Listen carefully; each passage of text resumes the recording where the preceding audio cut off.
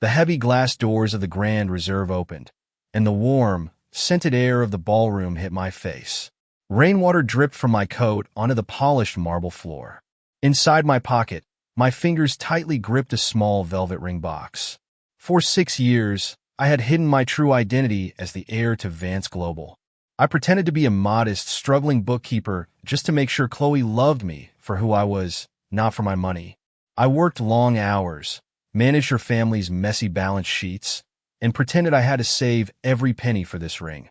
Tonight was our anniversary, and I was finally ready to tell her the truth. I walked toward the VIP terrace at the back, where soft music and high society laughter echoed. But as I opened the terrace door, my steps frozen instantly. A large banner hung across the balcony, reading, "Congratulations, Chloe and Julian." In the center of the crowd stood Chloe. She wore a dazzling silver cocktail dress I had never seen before. Her hand was wrapped tightly around the arm of Julian Croft, the arrogant heir to Croft Logistics. "Chloe," I called out, my voice cutting through the laughter. "What is going to happen here? I thought we had a private dinner reservation for 8. The music seemed to fade as dozens of eyes turned toward me. Chloe's smile instantly vanished, replaced by an expression of pure disgust. "Lucas," she snapped, stepping forward and crossing her arms. "What are you doing here right now? Who invited you?" "It's our 6th anniversary, Chloe," I said, stepping closer. My chest felt tight as I looked at Julian's hand resting comfortably on her waist. "I waited outside for 20 minutes in the rain. You didn't answer any of my calls." Julian took a slow sip from his champagne glass and let out a soft laugh. "He's still calling you babe? I thought you made it completely clear to your little errand boy that tonight was my private celebration." "I did," Chloe sighed, rolling her blue eyes. "Lucas, look at you. You're dripping water all over the terrace. You look completely out of place." "Out of place?" I repeated, hurt and confusion rising in my throat. "Chloe, I paid your boutique store rent last month when you were short on cash. I stayed up until 3 in the morning every night finalizing your quarterly tax balance sheets so your family wouldn't go bankrupt. How could you invite Julian to our anniversary dinner?" Before Chloe could speak, her mother, Victoria Sterling, pushed her way through the crowd. She wore an expensive silk dress and glared at me with sharp, judgmental eyes. "Quiet down, Lucas," Victoria hissed, her voice dripping with venom. "Do not cause a scene in front of our distinguished guests. You should be ashamed of yourself, showing up here in that cheap, off-the-rack coat." "Victoria, I spent 6 years supporting your daughter," I said, trying to keep my voice steady. "I treated you like my own mother. And what did that get us?" Victoria sneered, holding her chin high. "A life of mediocrity. You drive a 10-year-old broken sedan and live in a rented one-bedroom apartment. You can't offer Chloe the life she deserves. Julian's father just agreed to inject $2 million of direct capital into our retail chain tonight," Chloe added harshly, stepping right into my face, so her voice dropped to a whisper. "What can you give me, Lucas? A cheap dinner? A lifetime of counting pennies? Is that all 6 years meant to you?" I asked, looking straight into her eyes. My heart was breaking, but my voice remained calm. "Just money and corporate deals?" "Money makes the world go round, kid," Julian interjected, walking over and slapping a heavy, condescending hand on my shoulder. "You're a nice guy, but you're just not in our league. Look at you. You're a nobody. Take your hand off me, Julian," I said, my tone turning ice cold. Julian laughed, pulling his hand back and looking down at his polished leather shoes. "Tell you what, my red Ferrari outside got a little dirty on the highway driving here in the rain. Since you're so eager to serve Chloe, why don't you make yourself useful tonight?" Chloe's eyes lit up with a cruel, mocking gleam. She turned to the corner of the terrace, grabbed a yellow plastic bucket and a soapy rag from the restaurant cleaning cart, and thrust them directly into my chest. "Here," Chloe sneered loudly, ensuring everyone at the table could hear her. "Wash Julian's sports car right now.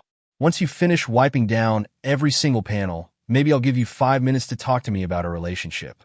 Otherwise, get out of my sight." The terrace erupted into snickers and quiet laughter from her high society friends. Victoria smirked, folding her arms with satisfaction. I stood completely still, holding the heavy plastic bucket. I looked at Chloe, searching for even a tiny flicker of regret or memory of the sacrifices I had made for her. There was nothing, just pure vanity. "You're serious?" I asked softly. "You really want me to wash his car?" "You heard her, boy." Julian laughed, reaching into his pocket. He pulled out a crisp $100 bill and casually tossed it onto the wet floorboards right at my feet. "There's a tip for your hard work. Consider it an early severance package from Chloe's life." The paper bill floated into a small puddle of dirty water between my shoes. I looked down at the $100 bill, then up at Julian's smug face, and finally at Chloe, who was waiting for me to bow my head and obey as I always had. Slowly, deliberately, I opened my hands and let go of the bucket. Crash! The plastic bucket hit the floor, splashing soapy water all over Julian's expensive leather shoes and trousers. "Hey, watch it, you idiot!" Julian yelled, jumping back in anger. Without saying a word, I reached into my coat pocket and pulled out the small velvet box. I clicked it open once, exposing the brilliant diamond ring that cost more than Julian's entire car fleet, before snapping it shut. I walked past Chloe toward the red Ferrari parked under the driveway lights. I placed the velvet box squarely on the hood of the car. "Lucas, what are you doing?" Chloe shouted, running to the railing. "Come back here." I turned to look at her one last time, my eyes cold and detached. "Keep the ring, Chloe, and keep Julian. You're going to need every penny he has." I turned my back on them and walked out into the pouring rain. Pulling out my phone, I dialed my brother. "Marcus," I said as soon as he picked up, "bring the family ledgers. It's time." The cold rain stung my skin as I walked down the deserted, dark avenue away from the Grand Reserve. My clothes were soaked through, clinging heavily to my chest, but the freezing wind was nothing compared to the icy numbness spreading through my heart. 6 years. 6 long years of intentional poverty, humble apartment living, and working 18 hours a day to keep Chloe's family business afloat. Every sacrifice had been treated like garbage. Every gesture of devotion had been thrown into a puddle for Julian Croft to step on. Headlights flashed behind me, cutting through the heavy downpour. A sleek black coupe pulled alongside the curb and slowed down to match my pace. The passenger window rolled down, and a familiar voice called out over the sound of the rain. "Lucas, stop walking for a second. Get in." I turned my head. It wasn't Chloe. Sitting in the driver's seat was her 22-year-old sister, Sophia Sterling. Unlike Chloe, who always wore heavy makeup and designer labels, Sophia wore a modest trench coat, her dark hair slightly damp around her face. I kept walking, shaking my head. "Go back inside, Sophia. Your sister and mother are probably celebrating Julian's $2 million promise right now. You shouldn't be seen with me." The car engine stopped, and a door slammed shut. Sophia ran toward me, shielding her head with a small folding umbrella before opening it and holding it directly over my head. "I don't care about their celebration, Lucas," Sophia said, her voice shaking with genuine anger. "I saw what they did to you on that terrace. It was disgusting. My mother and sister have completely lost their minds." I stared at her, surprised by the intensity in her voice.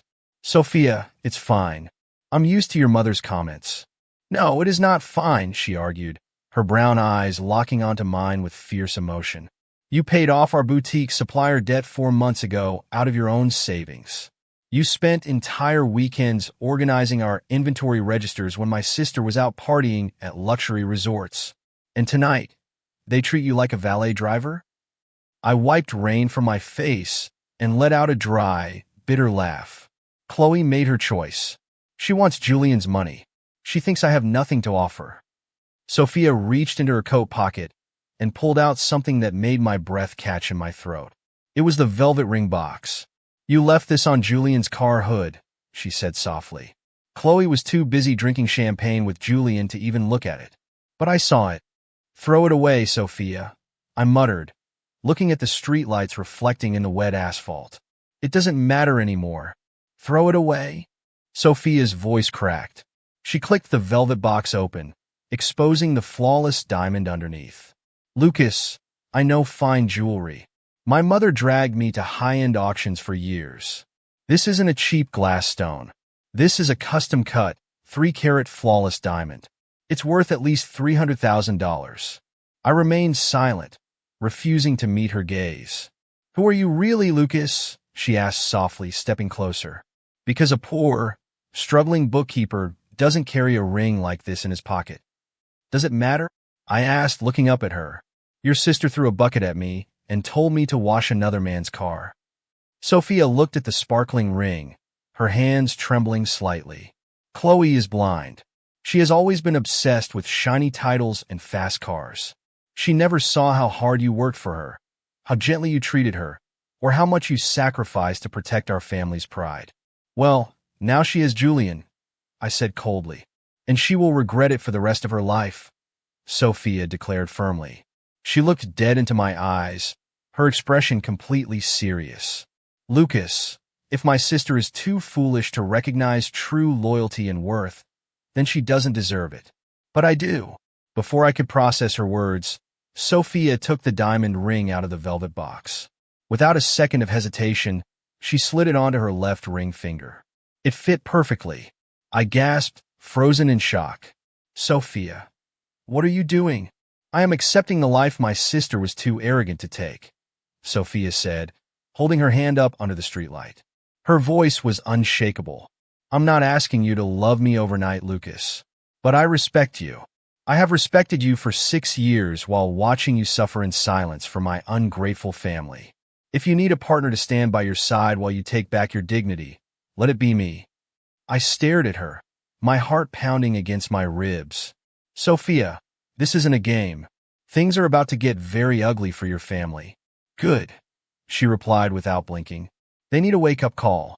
At that exact moment, the heavy rumble of a custom V8 engine echoed down the street.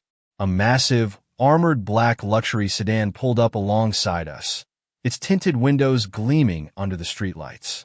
The rear door slid open, revealing an immaculate leather interior. A tall man in a tailored dark blue suit stepped out holding a large leather briefcase. It was my older brother, Marcus Vance, vice president of Vance Global. Lucas, Marcus said, his sharp voice cutting through the damp air. I got your call. The driver was 2 blocks away. Marcus glanced at Sophia, noticing the umbrella held over my head and the massive diamond ring shining on her finger. He raised an eyebrow slightly. Who is she? Marcus asked sternly. This is Sophia, I said, stepping into the shelter of the car's door. Chloe's younger sister. She's standing with us. Marcus searched Sophia's face for a long second, then gave a single, approving nod. He opened his briefcase, revealing thick files stamped with the red seals of Vance Global's legal and forensic audit teams. I have the master financial ledgers right here, Marcus said, hand extended toward the open door.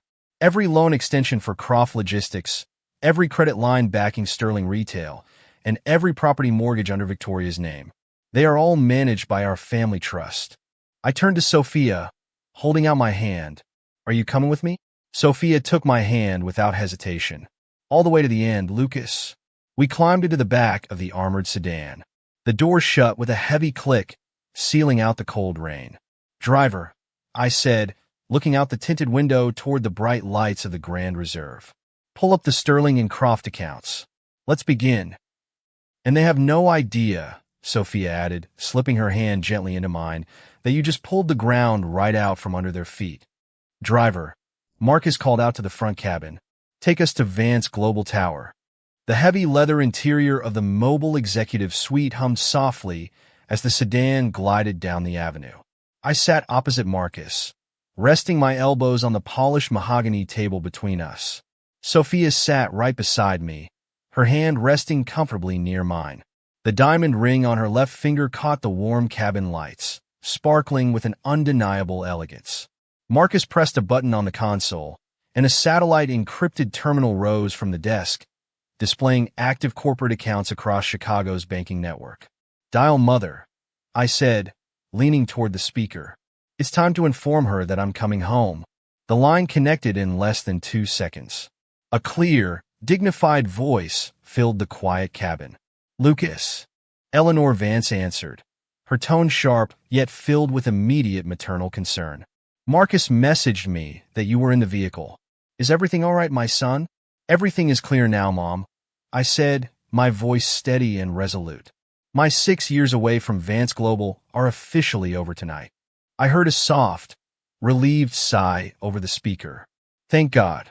I never understood why you chose to live in that small apartment and manage that family's books, Lucas. Did she treat you well? Chloe dumped me on the terrace of the Grand Reserve 20 minutes ago, Mom, I stated plainly. She accepted Julian Croft's proposal because he promised her $2 million in capital. She threw a cleaning bucket at my chest and told me to wash his Ferrari for a $100 tip. The line went dead quiet for 3 agonizing seconds. When my mother spoke again, her voice was dangerously cold, dropping to the low, absolute tone that made boardroom executives tremble. Marcus, Eleanor commanded softly. Execute total debt recall protocol. I am already accessing the master files, Mother, Marcus replied, tapping rapidly on his keyboard. Lucas, tell us how you want to handle Sterling Retail and Croft Logistics. Sterling Retail has a $12 million commercial expansion lineup for rollover refinancing at midnight through Central Commercial Bank, I explained, pulling up the file on my tablet screen. Who owns the primary debt instruments? Vance Global Trust holds 82% of Central Commercial's underlying debt guarantees, Marcus answered instantly. We have absolute right of refusal on all refinancing applications. Cancel the rollover, I ordered coldly. Freeze their merchant processing channels, pull their inventory credit guarantees, and issue a formal default notice to Victoria Sterling. Sophia turned to look at me, her brown eyes bright with determination rather than fear. Lucas, if you want to completely shut down Sterling Retail's defense, you need to check their secondary warehouse asset declarations. Marcus glanced up, surprised. What about their warehouse assets? My mother falsified the quarterly balance sheets 3 months ago, Sophia revealed, her voice clear and precise. Victoria listed 4 leased distribution centers as company-owned properties on her credit application. She bribed a junior loan officer to bypass the verification check so she could secure bank trust. That is bank fraud, Marcus noted, his eyes widening slightly. If we flag those asset declarations, the State Banking Commission will freeze every single bank account associated with Sterling Retail within 45 minutes. Do it, Marcus, I said without a single trace of hesitation. My mother didn't raise me to show mercy to criminals. Understood, Marcus nodded, hitting a red execute button on his display. Now, what about Croft Logistics? Julian claimed his family was injecting $2 million into Chloe's business tonight. Julian is lying, Sophia interjected, shaking her head. I overheard him talking to his father in our boutique last week. Croft Logistics is completely stretched thin. They desperately need cash to cover their offshore shipping losses. Let's confirm that, I said. Connect us directly to David Chun. A second line beeped instantly, and the dry, precise voice of Vance Global's chief senior auditor came through the speakers. Mr. Lucas Vance, David Chun greeted respectfully. I am monitoring the Central Exchange logs. How may my team assist you tonight? David, I said, leaning forward. Audit Croft Logistics emergency $10 million credit extension request submitted to our private wealth division. Accessing Croft Logistics files now, David Chun reported. Papers shuffled rapidly over the line. Yes. Julian Croft used his company's main transport fleet as collateral for a $10 million liquid cash line. He claimed the fleet is completely unencumbered. Is it? I asked. Not at all, Mr. Vance, David Chun replied, a sharp tone of disapproval entering his voice. Our forensic accounting algorithms just cross-referenced their tax registry filings. Julian's father hiddenly pledged that exact same fleet to 3 separate offshore shell companies in the Cayman Islands to cover $80 million in gambling and bad debt. Fraud on top of insolvency, Marcus murmured with a cold smile. Reject their credit extension line immediately, David, I commanded. File a formal non-compliance notice with the Securities Exchange Board and issue a total asset freeze on all accounts registered to Julian Croft and Croft Logistics. Executing immediately, Mr. Vance, David Chun confirmed. Their corporate credit cards, personal lines, and liquid funds will be rendered completely useless within 15 minutes. Will there be anything else? Prepare the emergency press release for Vance Global, I instructed calmly. My brother and I will be arriving at the central boardroom shortly. Everything will be ready for your arrival, sir, David Chin concluded before disconnecting. I leaned back against the plush leather seat, feeling the cold, lingering pain of Chloe's betrayal fade away entirely, replaced by a quiet, unshakable power. Beside me, Sophia looked out the window as rain droplets slid down the glass. They are holding an emergency press conference at the Grand Reserve Ballroom right now, Sophia said quietly, turning her head toward me. Chloe invited 40 media outlets to announce her boutique's expansion and her engagement to Julian. Let them celebrate for a few more minutes, I said, a dark, calm smile appearing on my face. They think they are standing on top of the world, Sophia. She looked at my tailored bespoke suit, then at Sophia, whose hand was wrapped tightly around my arm. Her eyes widened in horror as she saw the diamond ring sparkling on Sophia's finger. Sophia, Victoria gasped from the floor, pointing a trembling finger. Why are you wearing that ring? Why are you standing next to that worthless bookkeeper? He isn't a bookkeeper, Mother, Sophia said, her voice ringing clear and strong across the silent room. He is Lucas Vance, the sole heir to Vance Global Trust. Julian stumbled back against the podium, his face completely drained of color. Vance Global? I looked down at Chloe and Julian with absolute detachment. You wanted power, Chloe. You wanted status. You traded 6 years of devotion for a man whose empire was built on air. Lucas, please, Chloe sobbed, taking a desperate step toward me. I didn't know. It's too late, Chloe, I said quietly, turning my back on her as the media cameras flash around us. Your show is over. The grand ballroom of the Grand Reserve was packed with reporters, flashing cameras, and high society elites. Bright television floodlights illuminated the stage, where Julian Croft and Chloe Sterling stood hand in hand before a wall of microphones. Chloe looked radiant in her shimmering silver dress, her face glowing with triumph as her mother, Victoria, beamed beside her. I stood near the back entrance in a sharp, custom-tailored dark navy suit, completely unnoticed by the media crowd. Beside me, Sophia looked striking in an elegant black velvet dress, her arm linked naturally through mine. The diamond ring on her finger caught the soft venue light, glowing with unspoken power. Ladies and gentlemen of the press, Julian announced into the microphone, his voice booming proudly through the speakers. Tonight, Croft Logistics and Sterling Retail are officially joining forces.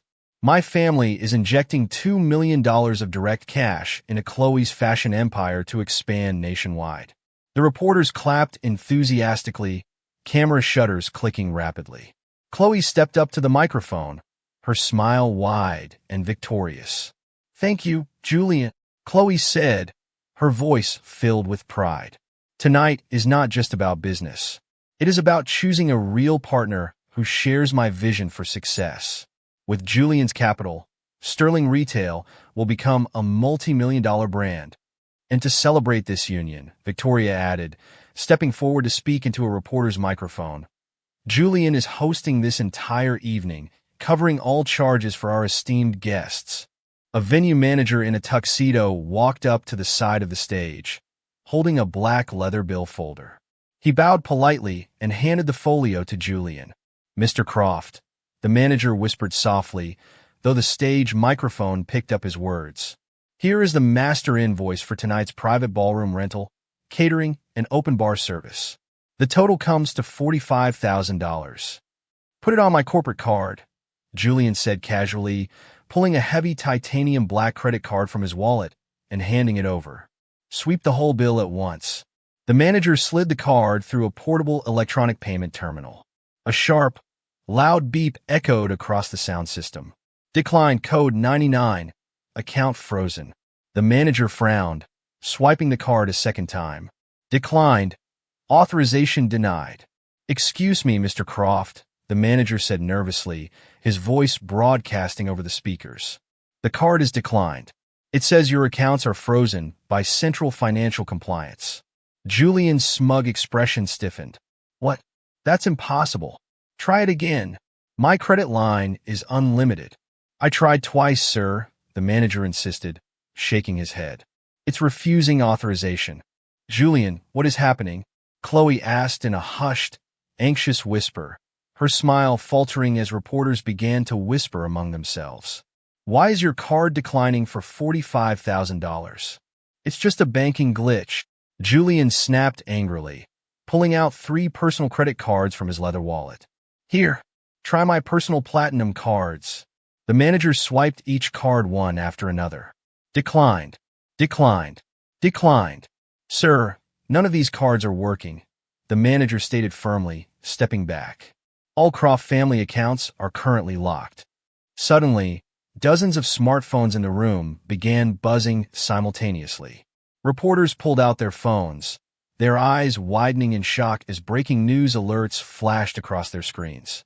Look at the Central Exchange wire, a senior journalist shouted from the front row. Vance Global Trust has just canceled Sterling Retail's $12 million refinancing credit line. What? Victoria shrieked, clutching her pearl necklace as her face turned completely pale. That's a lie. Our credit line is secure. It's not a lie, another reporter yelled, holding up his tablet. The Securities Exchange Board just issued an emergency non-compliance order. Croft Logistics is under a central forensic audit for $80 million in hidden offshore debt. Their entire fleet is seized. Panic erupted across the stage.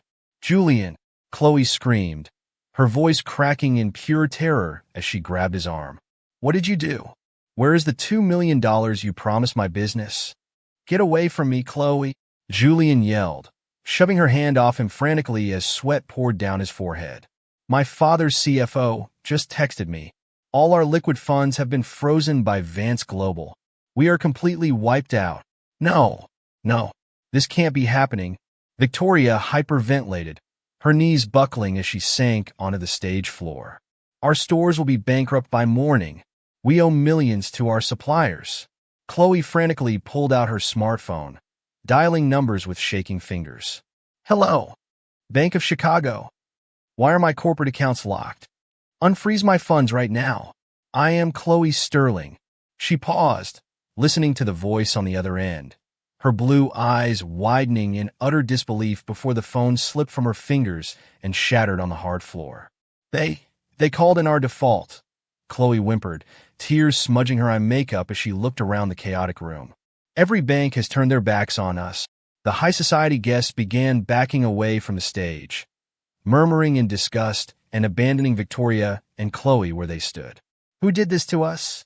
Julian roared in desperate anger, pulling at his collar as reporters snapped photos of his meltdown. Who has the power to pull $12 million in debt guarantees in 10 minutes? From the back of the room, the crowd parted in absolute silence as Sophia and I walked slowly down the center aisle toward the stage. My footsteps echoed firmly against the marble floor. Chloe looked up through her tears, her jaw dropping as her eyes landed on me. Lucas, Chloe stammered, taking a shaky step forward. What are you doing here? Why are you dressed like that? The glass doors of the top floor executive suite at Vance Global headquarters opened as the heavy rain hammered against the floor-to-ceiling panoramic windows. I stood looking out at the city skyline, feeling the calm, heavy weight of my family's $70 billion empire under my feet. Behind me, the massive mahogany conference table stretched across the polished marble floor. My brother Marcus stood to my right, reviewing final liquidation documents on his tablet. Sitting at the head of the table in a sharp charcoal suit was our mother, Eleanor Vance, holding a silver pen with effortless authority. The security lobby just called Lucas, Marcus said, looking up from his screen. Victoria, Chloe, and Julian are in the private elevator right now. They pleaded with security, claiming they had an emergency appointment with the managing director to request a salvage loan. They have no idea who owns Vance Global, Eleanor observed calmly, setting her pen down on the glass blotter. They think they are coming to beg an anonymous venture capital board for mercy. Let them come up, I said softly, turning around and taking my seat in the high-backed executive leather chair at the center of the table. I want them to see every single detail of what they threw away. Beside my chair, Sophia stepped closer. She wore a tailored ivory blazer, her hand sliding naturally into mine. The 3-carat diamond ring on her finger glinted brilliantly under the recessed ceiling lights. "Are you ready for this, Lucas?" Sophia asked quietly, searching my face with deep sincerity. "My sister will lie, my mother will scream, and Julian will beg. I've waited 6 years to see their true faces, Sophia," I replied, squeezing her hand firmly. "I'm ready." The double doors burst open with a heavy thud. Victoria rushed in first, her silk dress rumpled, her face pale and streaked with sweat. Right behind her was Chloe, clutching her handbag tightly with red, swollen eyes. Julian dragged his feet at the back, his designer suit jacket discarded, his dress shirt unbuttoned at the collar in total exhaustion. "Please!" Victoria cried out frantically, not even looking at the faces in the room as she rushed toward the center desk. "We need to speak to the chief executive. Our accounts were locked by mistake. Sterling Retail is collapsing, and Croft Logistics is facing federal seizure within hours. We need an emergency credit waiver. We have assets." Julian shouted desperately, his voice breaking as he waved a crumpled folder. "We can pledge our corporate shares. Just grant us a $10 million emergency bridge line for 48 hours. "Silence," Eleanor Vance commanded, her voice cutting through the room like a razor blade. Victoria stopped dead in her tracks. She looked up at Eleanor, her mouth dropping open in shock as she recognized the legendary matriarch of American high finance. Mrs. Eleanor Vance." Victoria stammered, stepping back in absolute terror. You are personally overseeing our loan application?" "I don't oversee applications from fraudulent entities, Victoria," Eleanor said, folding her hands neatly over her desk. "I oversee their liquidations." "Where is your managing director?" Chloe demanded, tears spilling down her cheeks as she stepped toward the table. "There has to be a mistake. A poor bookkeeper named Lucas worked on our balance sheets. He manipulated our files to destroy us out of spite." Slowly, deliberately, I rotated my leather chair to face them directly. "Lucas!" Chloe gasped, taking 2 steps back as if she had been hit by a physical force. She stared at my bespoke navy suit, my gold cufflinks, and the absolute authority resting in my stance. What are you doing in that chair?" "I sit in this chair because this is my building, Chloe," I said, my voice smooth, cold, and entirely unbothered. "This is Vance Global." No, that's impossible," Julian roared, pointing a trembling finger at me. "You're a nobody. You drove a 10-year-old rusted sedan. You washed cars for tips. I hid my family name for 6 years because I wanted to find a woman who loved me for who I was, not for my $70 billion trust," I stated, looking straight into Julian's panicking eyes. "And every single day, you proved that you and Chloe only cared about money." Chloe's face turned ghostly white. The reality of what she had thrown away shattered her composure completely. She looked at the giant Vance Global crest behind me, then at my mother, then at Marcus, and finally at the diamond ring sparkling on her sister's finger. "$70 billion? Chloe whimpered, her voice cracking into a ragged sob. Without warning, Chloe fell directly onto her knees on the hard marble floor, crawling forward toward my side of the table. "Lucas, please!"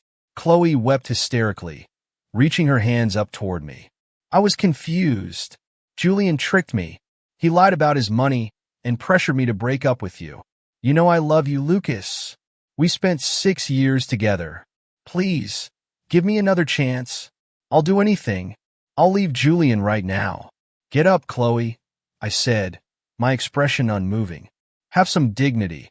"I don't care about dignity," she cried, grabbing at the edge of the mahogany table. "Don't do this to me. Look at me. I am your Chloe." "My Chloe died the second she threw a cleaning bucket at my chest," I said coldly.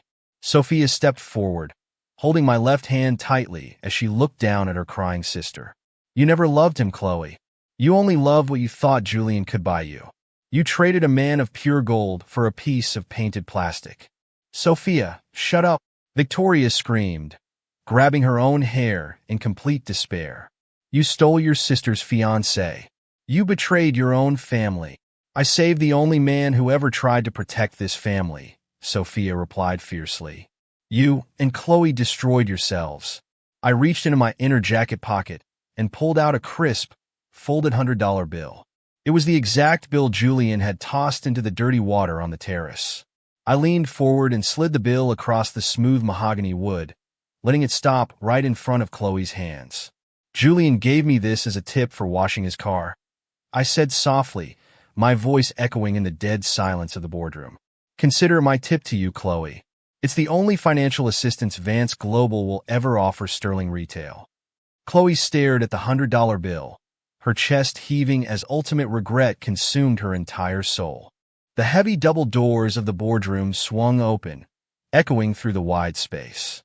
Two uniformed federal agents walked inside, accompanied by lead forensic auditor David Chun. The agents moved with fast, purposeful steps directly toward Julian Croft, who was still standing near the mahogany table in a state of complete shock. Julian Croft? The lead federal agent asked, pulling a black leather badge folder from his coat pocket. I am Agent Miller with the Financial Crimes Division. We have a federal warrant for your immediate arrest. Julian stumbled back, hitting his knees against the executive side chair. Arrest? On what grounds? My father is the CEO of Croft Logistics. You can't touch me. Your family's firm just got flagged by Vance Global's compliance network, David Chin said calmly, holding up a digital tablet. We uncovered $80 million in hidden offshore debt, falsified asset declarations, and massive corporate loan fraud. Your father was taken into custody 20 minutes ago at his suburban mansion. Dad, Julian whispered, his face turning ghostly white as all his arrogance vanished. No, this can't be happening. Agent Miller stepped forward, pulling steel handcuffs from his tactical belt. Hands behind your back, Mr. Croft. You have the right to remain silent. Anything you say can and will be used against you in a court of law. Chloe, help me. Julian screamed as the cold metal cuffs clicked tightly around his wrists. Call our corporate attorneys. Tell them it's a mistake. Chloe sat frozen on the marble floor, looking at Julian with absolute disgust and numbness. Get away from me, Julian. You ruined my life.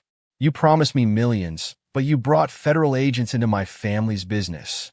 You chose him over Lucas, Chloe. Marcus reminded her coldly, stepping toward the glass doors as the federal agents escorted the weeping Julian down the private corridor. And now Croft Logistics is officially bankrupt.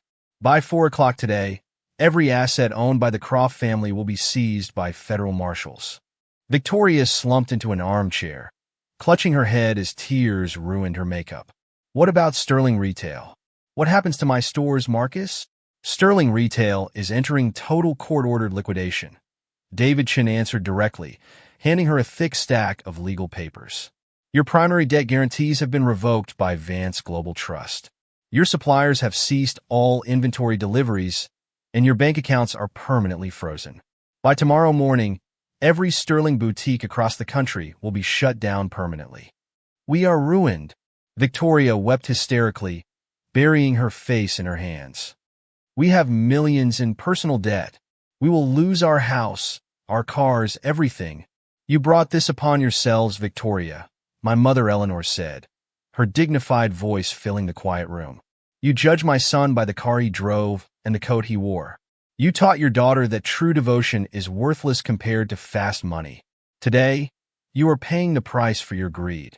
Chloe looked up at me from the floor, her eyes filled with desperate, bitter tears. Lucas, please. You loved me for 6 years. You can't just leave me with nothing. How am I supposed to survive without money? How am I supposed to face the media? I looked down at her, feeling no lingering anger, no hatred, and no regret. Only a profound, quiet peace. You will survive by learning what hard work actually means, Chloe, I said softly, my tone completely calm. The same way I lived for 6 years. Except this time, nobody is going to pay your rent or fix your mistakes. Lucas, she cried out, reaching her trembling hand toward my shoes. Please don't walk away. I turned away from her, taking Sophia's hand into mine. Let's go, Sophia. Our work here is finished. Sophia looked at her sister one last time, her expression filled with a mixture of sadness and firm resolve. Goodbye, Chloe. I hope one day you realize that love isn't something you put a price tag on. Together, Sophia and I walked out of the penthouse suite, leaving Chloe weeping on the floor beside her ruined mother. We took the private executive elevator down to the main lobby. As the heavy glass doors opened, bright, warm afternoon sunlight poured across the grand entrance hall, replacing the storm clouds that had covered the city all night. The air was fresh and clear. We stepped outside onto the plaza steps, where a line of armored black executive sedans waited for us at the curb. I stopped at the top of the stairs and looked at Sophia. The sunlight caught the custom diamond ring on her finger, sparkling brilliantly against her dress. "Are you sure you're ready for everything that comes next, Sophia?" I asked, looking deeply into her warm brown eyes. "My life isn't going to be quiet anymore." Sophia smiled warmly, stepping closer and wrapping her fingers tightly around mine. "Lucas, I stayed by your side when I thought you were just a humble bookkeeper working 18 hours a day. I don't care about the $70 billion and I don't care about the corporate titles. I only care about standing next to a man of real honor. You saved me last night, Sophia," I said, feeling a genuine smile spread across my face for the first time in 6 years. "When I thought everything was broken, you stood up for me. You deserve someone who sees your true worth, Lucas," she replied softly, leaning up to kiss my cheek. "And I intend to prove that to you every single day." Marcus walked down the steps behind us, opening the rear door of the lead sedan with a satisfied grin. "The board is waiting for your return, little brother. Vance Global is officially back under your command." "Thank you, Marcus," I said, turning back to look at the massive skyscraper towering into the blue sky. I looked down at Sophia, whose hand was intertwined with mine, wearing the ring that had finally found its rightful owner. I stepped into the back seat of our car beside her, completely at peace, leaving behind 6 years of betrayal to build an empire alongside someone who truly loved me.